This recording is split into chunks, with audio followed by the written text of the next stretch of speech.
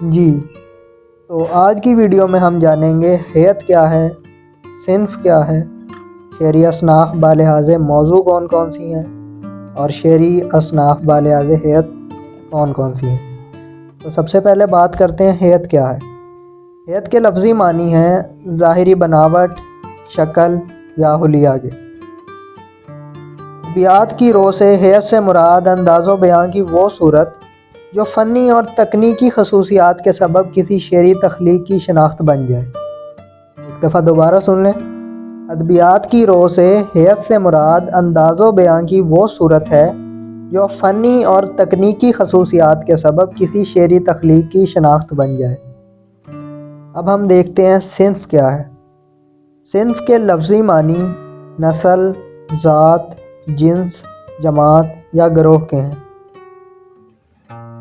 اصطلاح میں صنف سے مراد الفاظ کو بہترین انداز میں لکھنا یا بیان کرنا صنف کہلاتا ہے۔ اس میں جملے کی ساخت پر توجہ نہیں دی جاتی جبکہ جملے کے انداز پر خصوصی توجہ دی جاتی ہے۔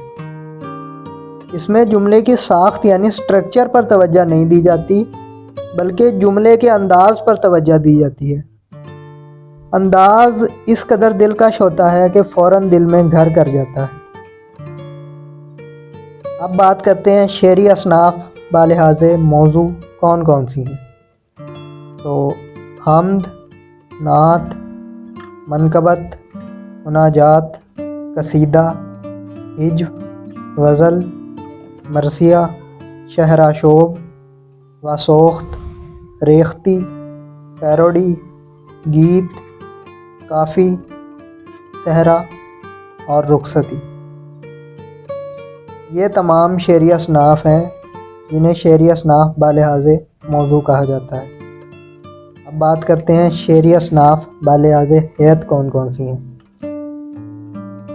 ان میں مثنوی، رباعی، مصمت، مخمس، مسدس، ترکیب بند، ترجیع بند، مستزاد، نظم معرہ، آزاد نظم، نثری نظم، سونٹ، ہائیکو، دوہا، بارہ ماسہ، ماہیہ اور نظمانہ وغیرہ شامل ہیں۔